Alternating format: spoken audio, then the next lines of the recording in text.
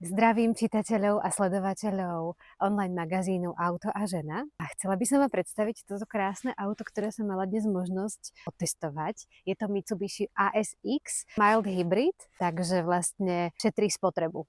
Keď sa na neho pozrieme už takto spredu, vyzerá veľmi, veľmi pekne. Podľa mňa je to trochu aj elegantné a trochu aj športové, keď sa pozrieme na ten vizuál spredu, ako vyzerá. No a čo si všimnete hneď ako otvoríte, priestranný interiér. Takže auto je pohodlné nielen pre šoféra, ale aj pre pasažierov. Mne sa veľmi páči, že tu sú takéto praktické podložky pod nohy, čiže v takomto vlhkom, mokrom počasí, ako je to zimné a jesenné, a je to veľmi praktické na čistenie. A je to také rodinné auto, pretože je tu dostatok miesta, usadíte aj deti a deti si tu môžu dať nejaké veci, skoro ako zlietadlo. Otváranie a zatváranie funguje takto jednoducho, ale čo sa mi najviac páči na tomto, je, že nemusím ani zamykať a môžem ísť preč. A zozadu je tiež veľmi zaujímavé, pôsobí tak elegantne a zároveň aj statne. Pozrieme sa aj do kufra.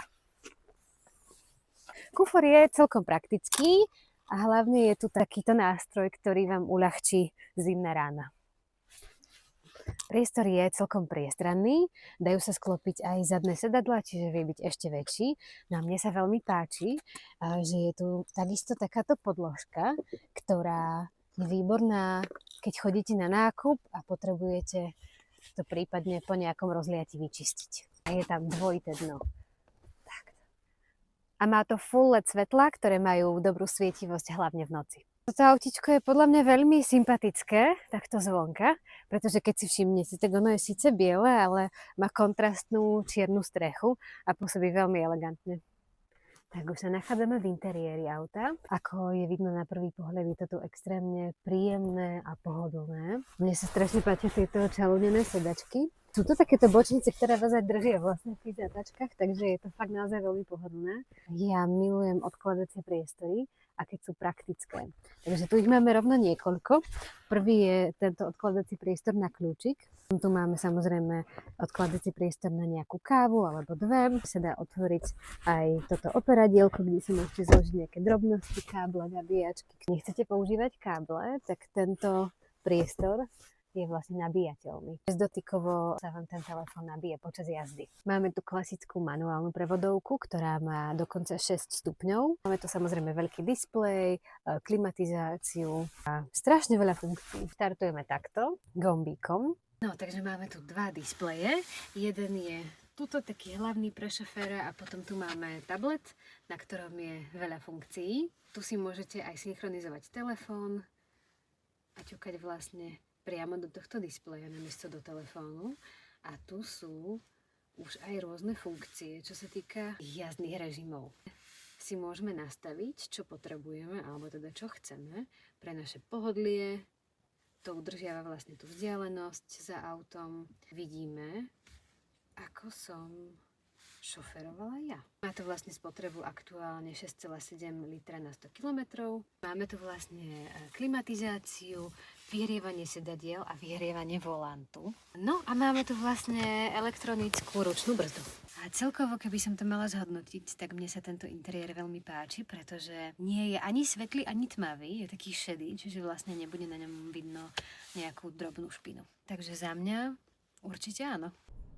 Je to benzínový štvorvalec, má motor 1,33 a má teda 12V batériu. Je to mild hybrid a to teda znamená, že vďaka tomu je toto autíčko úspornejšie. Je dosť tiché. Išli sme aj cez nejaký divokejší terén a stále to bolo veľmi v poriadku. Dokonca ani na tom ľade nebolo cítiť, že by sme sa nejako šmýkali, klzali, takže to zvládlo úplne super. Máme tu teraz tie jazdné módy. Ja som aktuálne v móde Eco, ale máme tu teda aj jazdný mód Šport. Teraz idem v jazdnom režime, ktorý sa volá Perzo, ten, ktorý by mal byť najlepší pre mňa, pretože si ho viem nastaviť, mal by mi najviac vyhovovať. Mne sa páči ale ten športový dosť dynamický, toto je komfort. Je veľmi príjemná táto prevodovka, akorát trošku nie som zvyknutá, sa inak zaraďuje spiatočka. A je taká zaujímavá, že vlastne sa stláča smerom hore dopredu a vtedy mám zaradenú spiatočku. No je to také dynamické teda. Pípa mi tu, že som trošku prekročila rýchlosť o 3 km za hodinu a už vlastne ma to upozornilo. Aj by ma to udržalo v tých jazdných pruhoch, keby som chcela, ale myslím si, že idem celkom pekne v strede. Tak celkovo, keby som toto mala uzavrieť, tak musím povedať, že sa mi veľmi dobre šoferuje. Auto je aj dynamické, aj komfortné, vlastne všetko, čo človek od auta potrebuje. Aj dobre brzdí, aj dobre sa sedí, strašne má príjemný volant.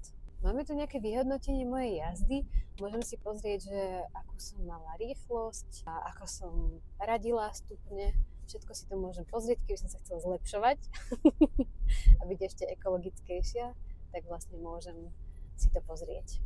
Ja by som toto autičko asi odporúčila rodinám, pretože mi príde relatívne veľké. Zároveň je to dosť pohodlné, aj možno nejaké dlhšie cesty, ale je to prioritne teda mestské autíčko.